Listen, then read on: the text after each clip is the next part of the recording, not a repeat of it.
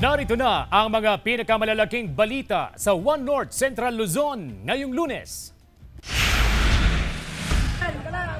Patay ang 4 na katao matapos mahulog ang sinasakyang tricycle sa irigasyon sa Santo Domingo, Nueva Ecija. 2 sumaklolo sa mga biktima nasawi rin. Lalaki pinagsasaksak ang kapatid at live-in partner nito sa Angeles City. Incredible bonding sa fans, hatid ng kapuso artist sa Tarlac City Kaisa Festival 2025. At it's about time.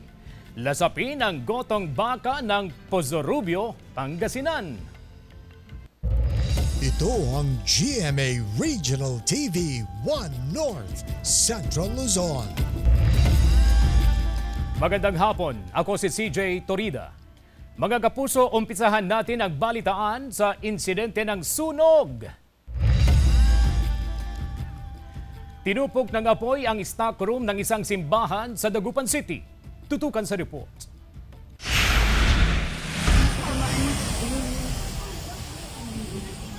Sa video na ito nakuha ni Edna Castillo, makikita ang makapal na usok na nagmumula sa tuktok ng isang gusali sa Barangay 4 Dagupan City mag-aalas 5 ng hapon kahapon. Maririnig din sa video ang pagdating ng mga bumbero upang apulahin ang sunog. Mula ang sunog sa stock room ng Gospel of Christ Fellowship na nasa ikalawang palapag ng gusali. Napasugod sa lugar ang ilang miyembro ng simbahan kaninang umaga. Tulad ni Noriel, na lingguhang dumadalo sa kanilang fellowship. Kakalungkot, hindi po natin alam kung anong talagang dahilan. Bilang isang umaatin dyan, talagang panghinayang. Tumagal ang sunog ng halos 1 oras bago idineklara ang fire out. Walang nasaktan sa insidente. Iniimbestigahan pa ng BFP ang sanhi ng sunog, pero ayon sa pamunuan ng simbahan, baka faulty wiring siguro o luma na yung ipapa-rewire namin yan. Ayon sa Dagupan City Fire Station, ito ang kauna-unahang structural fire sa lungsod ngayong taon. Sa paunang investigasyon ng autoridad, tinatayang nasa 800,000 pesos ang halaga ng danyos sa sunog. Possible sir na tumaas or pwedeng bumaba. Depende po kasi ito sa declaration po talaga nung mga occupant kasi sila po yung nakakaalam talaga. As of now, hinihintay pa po namin yung kanilang affidavit. Patuloy ang investigasyon sa insidente. Kasama si Henry Duminsil, CJ Torida, One North Central Luzon.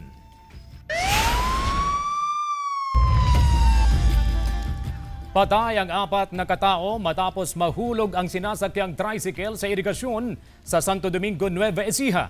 2 sumaklolo sa mga biktima nasawi rin. Narito ang report. Sakay ng tricycle ang 7 magkakamag-anak na menor de edad nang biglang matanggal ang tornilyo na kumukonekta sa sidecar at motorsiklo. Nahulog sa irigasyon ang mga biktima.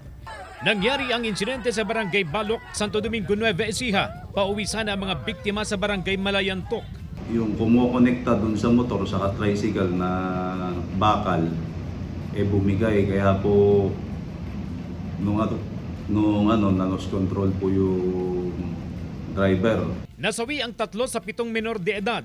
Patay rin ang 34 anyos na tricycle driver na kamag-anak din ng mga bata matapos maipit sa lumubog na tricycle. May 2 residenteng tumulong sa mga biktima pero kalaunay nasawi rin matapos malunod sa irigasyon. Bagamat nailigtas pa nila ang 4 na mga bata. Nung hinahabol ko na yung asawa ko, nakita ko pa yung ulo.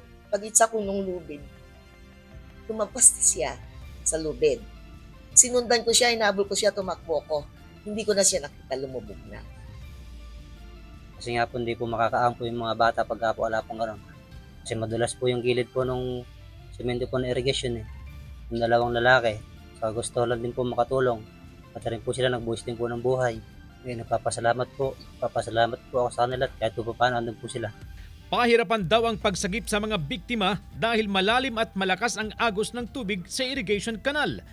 Naiuwi na sa kanilang pamilya ang labi ng mga nasawi. Tanggap naman daw nila na aksidente ang nangyari. Paalala ng mga otoridad, iwasan ang overloading para maiwasan ang kahalintulad na aksidente. Nagpaabot ng pakikiramay at tulong ang lokal na pamahalaan ng Santo Domingo sa mga naulila ng mga biktima. CJ Torida, 1 North, Central Luzon. Lalaki pinagsasaksak ang kapatid at live-in partner sa Angeles City. Nagka-alerto Glam Kalikdan Dizon.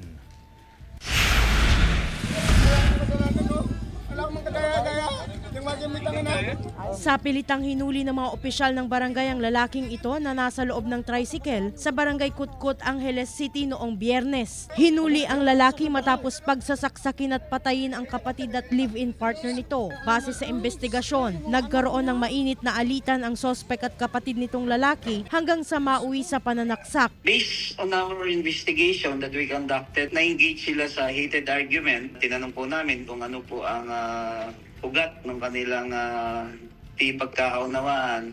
Ang sinabi lang po, especially ng father ng suspect, family problem. Kitchen knife ang ginamit ng sospek sa pananaksak sa mga biktima. Ayon sa pulisya, dead on the spot ang mga biktima ng maabutan ng otoridad. Batay sa background checking ng pulisya, dating nakasuhan kaugnay sa illegal na droga ang sospek. Maging may na sa lahat ng bagay. Kung ano man pong problema, pag-usapan po sa magandang paraan para maiwasan natin yung di magandang pangyayaring kamukha po nangyayari ito. Nasa kustodiya na ng pulisya ang sospek. Desididong magsampa ng kaso ng 2 counts of homicide ang kaanak ng mga biktima laban sa sospek. Glam Kalikdan Dizon, 1 North Central Luzon. Sinimulan na ang konstruksyon ng gusaling magsisilbing evacuation center sa Barangay Malabago, Mangaldan, Pangasinan. May ulat si Jasmine Gabriel Galban. Sinimulan ng baklasin ang mga yero ng lumang stage at tanggapan ng BHW sa Barangay Malabago, Mangaldan, Pangasinan. Dito kasi tatayo ang bagong multipurpose building ng barangay na magsisilbing evacuation center. Kasi 8x6 po yan ang size po ng ng multipurpose na ginagawa po. And up and down ka? Up and down po. Mahalagang proyekto ito para sa barangay, lalo pat kailangan talaga ng gusaling magsisilbing evacuation center sakaling magkaroon ng kalamidad. Ililipat din sa multipurpose building ang ilang mahalagang opisina ng barangay para kahit papaano ay magkaroon ng sapat na spasyo sa barangay hall. Makakatulong sa mga barangay, ganyan. Pinondohan ng 5 milyong piso ang nasabing proyekto. Inaasahang sa ikalawang quarter ng taon ay matatapos ang proyekto. Pero phase 1 pa lang po, ma'am. Tapos hintayin po yung budget ng 2025. Naka-budget daw po yung phase 2 ng 2025. Kasama si Daryl Peralta, Jasmine Gabriel Galban, 1 North Central Luzon.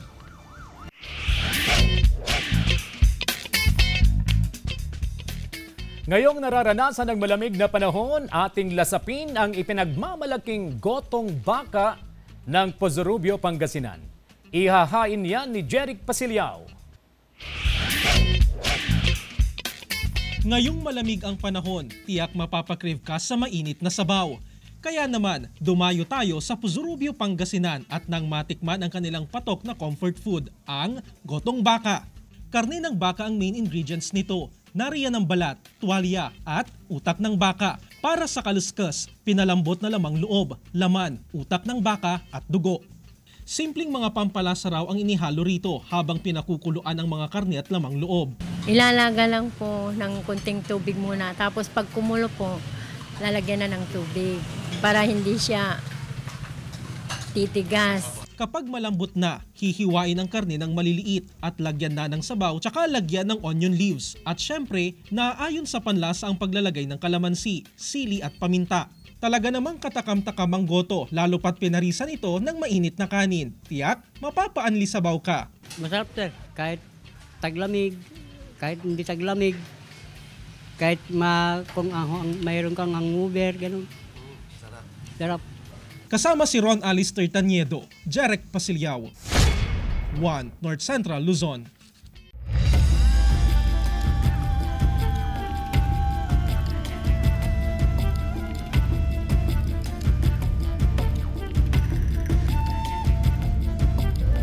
Ito ang GMA Regional TV 1 North Central Luzon.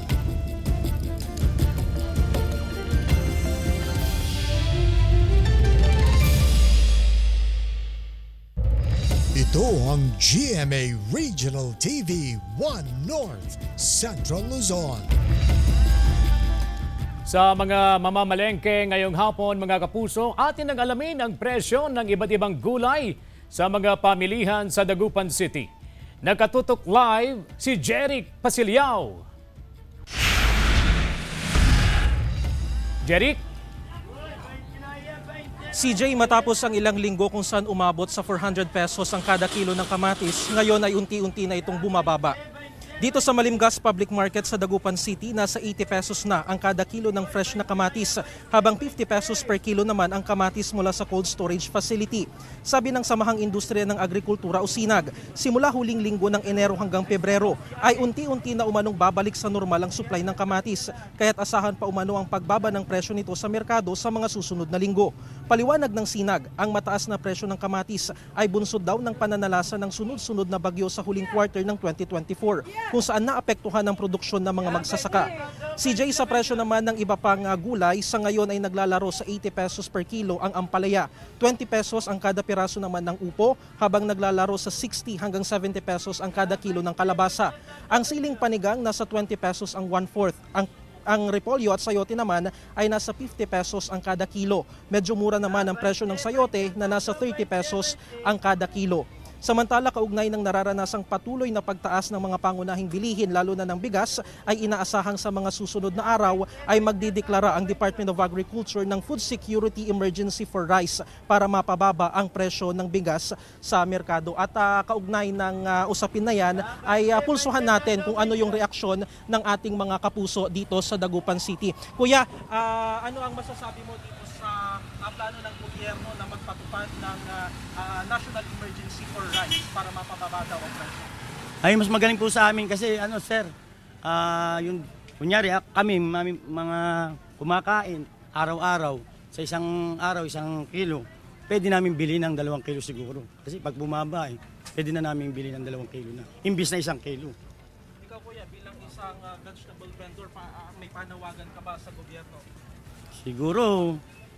Siguro sana lahat ng presyo sana bumaba na lahat, kasi kami rin na nahihirapan, pati yung mamimili, mga suki namin hindi na halos ma-afford Talagang umaangal na rin sila Talagang mataas na, talagang hindi na namin pwedeng ibababa sa mga consumer namin. Mahirap na pong ibaba kasi kami rin malulugi. Kuya, ano yung pangalan natin? Noy na lang po, Noy. So CJ, welcome development daw ito para sa SINAG, itong inaasahang pagdedeklara nga ng DA ng food security emergency. At sabi ng SINAG, bukod sa makatutulong ito sa mga consumer, ay malaking tulong din daw ito para sa mga magsasaka ng palay para dahil sa kanila bibili ng panibagong stocks ang NFA. At yan ang latest mula rito sa Dagupan City, CJ. Maraming salamat, Jeric Pasiliao. Sa mga kapusong motorista, ihanda na ang budget. May big-time oil price hike sa mga produktong petrolyo bukas, January 21. Batay sa anunsyo ng ilang kumpanya ng langis, may taas presyong 2 pesos and 70 centavos sa kada litro ng diesel. 1 peso and 65 centavos naman ang dagdag sa presyo ng gasolina. Habang sa kerosene, may 2 pesos and 50 centavos namang taas presyo. Ito ang unang pinakamataas na taas presyo sa mga produktong petrolyo ngayong taon. Clearing operations regular na isinasagawa ng mga opisyal ng barangay sa Doyong, Calasiao, Pangasinan. Silipin sa report. Tuloy-tuloy ang isinasagawang regular clearing operations ng mga opisyal ng barangay sa Doyong, Calasiao, Pangasinan. Layo nitong mapanatili ang kalinisan at kaayusan lalo na sa main highway na bahagi ng barangay, kung saan madalas pumupwesto ang mga ambulant vendor sa gilid ng kalsada. Paraan din umano ito upang matugunan ang problema sa basura na maaaring maging sanhi ng pagkabara ng mga estero na daluyan ng tubig papunta sa ilog. May talipapa pa tayo dito. Inaayos yung mga, kasi kung minsan lumalampas na rin sila sa guhit. Yun, inaayos. No, siya tuloy-tuloy yung malako kita, gabay yung malako diretso. Malaki kanyo, permit sa barangay.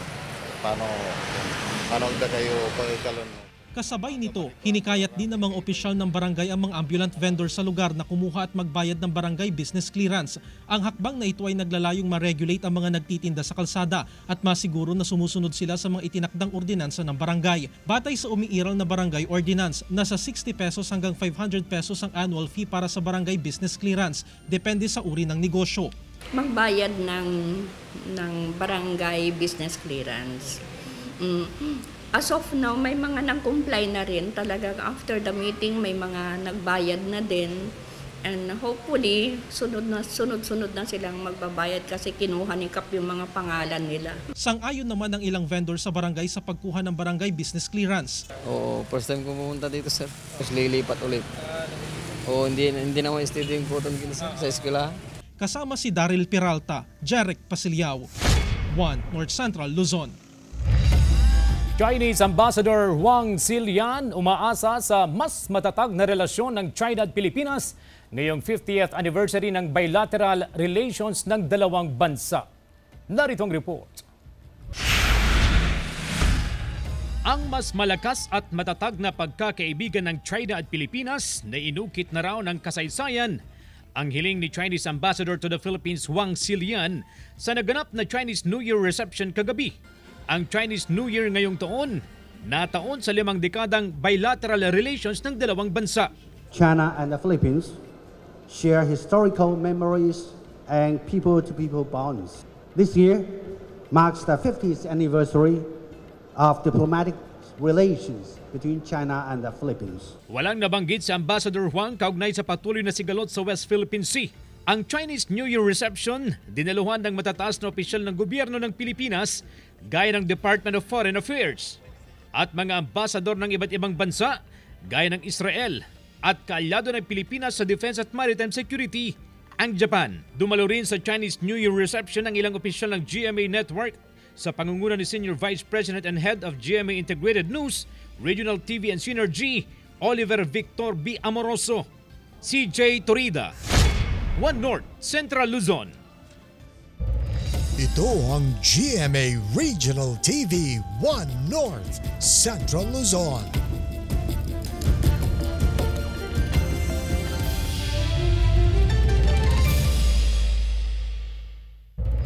Ito ang GMA Regional TV 1 North Central Luzon.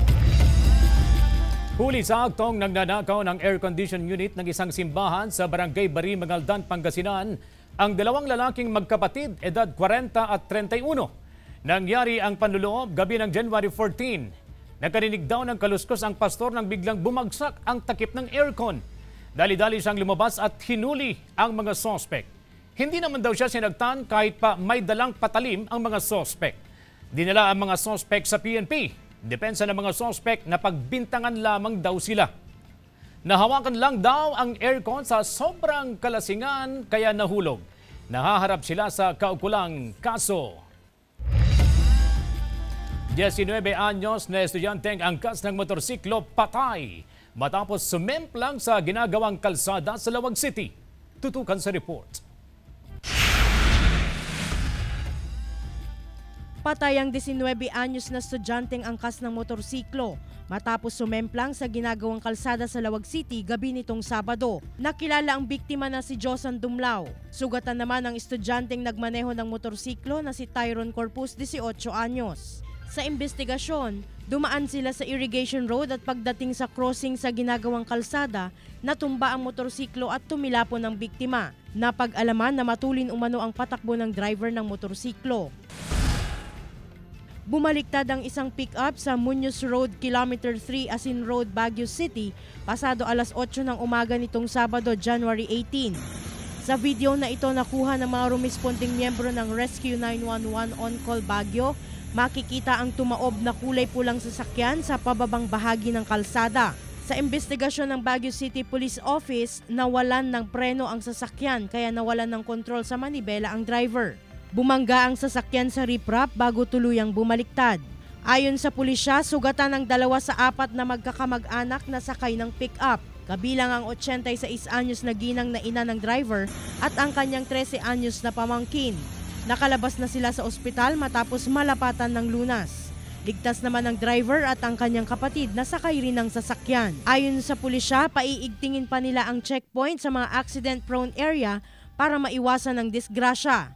Glam Calicdan, Dizon, One North Central Luzon.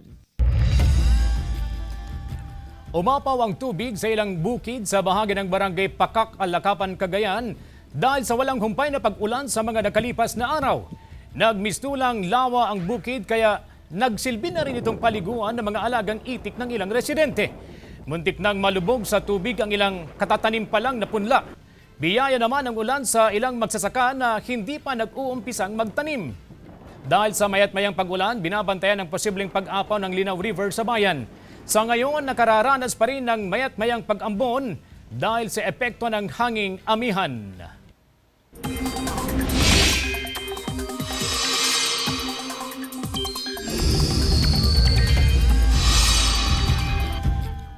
Bahagyang humina ang ihip ng amihan kumpara nitong mga nakalipas na linggo.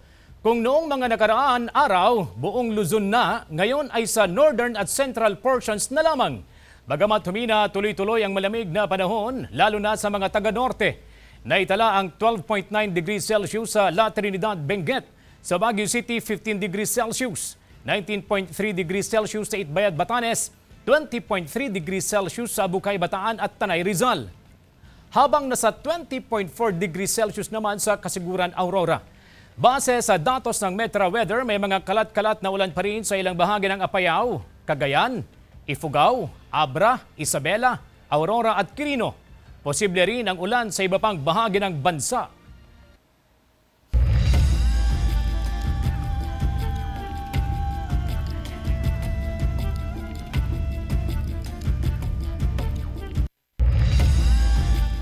May nadagdag sa kaso ng Mpox sa Pilipinas. Ang bagong kaso, unang Mpox case sa Baguio City.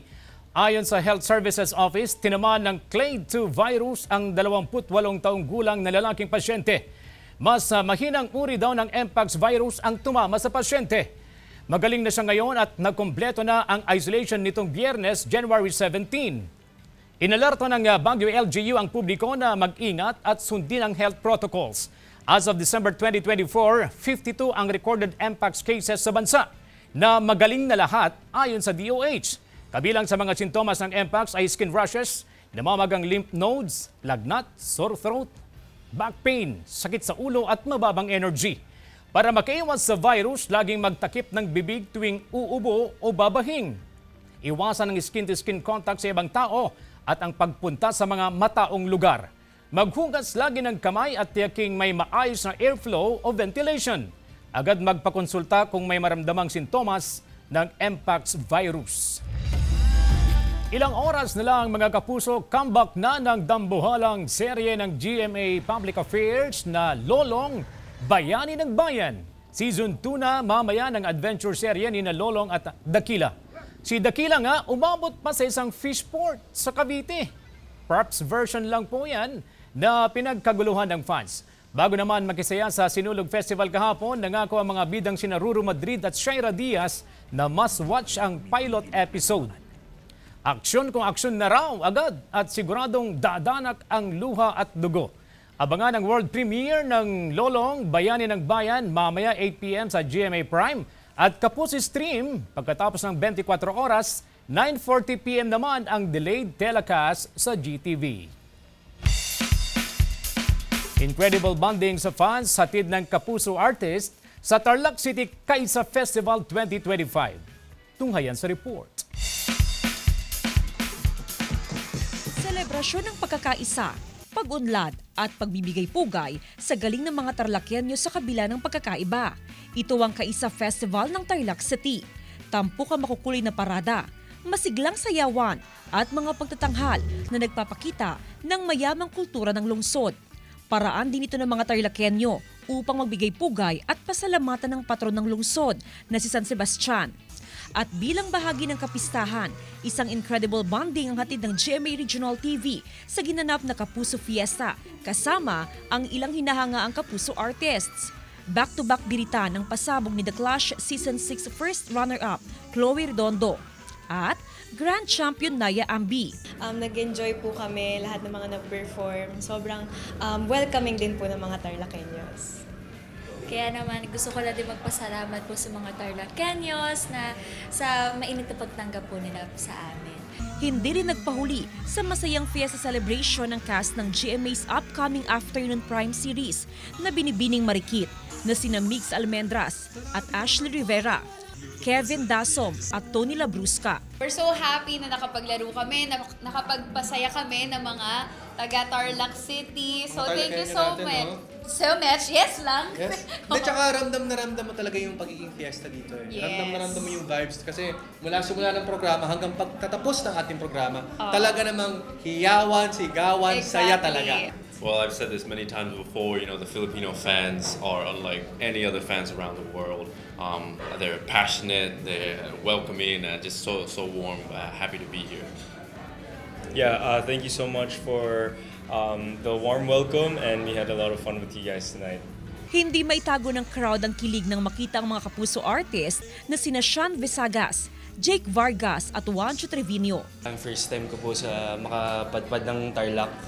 So meeting Tarlakeños, mabait po sila, and yung kaysa festival, first time ko din po syempre. And sana po may invite po ulit kami. Thank you sa lahat na pag-init na pagtagip sa amin. Doon pa lang, masaya-masaya na kami guys. Sobrang proud na proud kami. Parang third time ko na yata sa Kaisa Festival dito sa Tarlac.